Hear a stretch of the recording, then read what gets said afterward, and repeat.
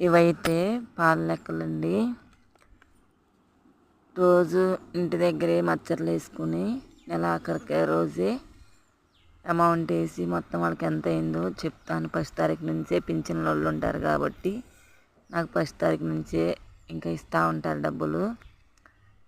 మళ్ళా నెల మధ్య దాకా 15వ తారీఖు దాకా ఇస్తూనే ఉంటారు.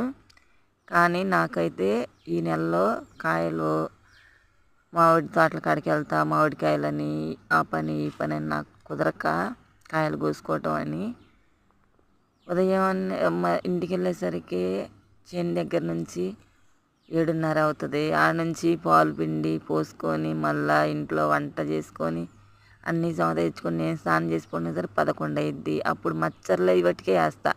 లెక్క చుట్టం ఇంకా నిద్ర వస్తుంది కాబట్టి చూడలేదు. అందుకని ఈరోజు మళ్ళా చేనుకి నిన్నైతే 1 తారీఖు డబ్బులు ఇవ్వటానికి వచ్చిన లెక్క చూడలేదని ఈరోజు 2వ తారీఖు చేను దగ్గరన్నా చూద్దామని తెచ్చుకొని చేనులోనే లెక్కలు కూడి వేసుకుంటూ ఉన్నాను.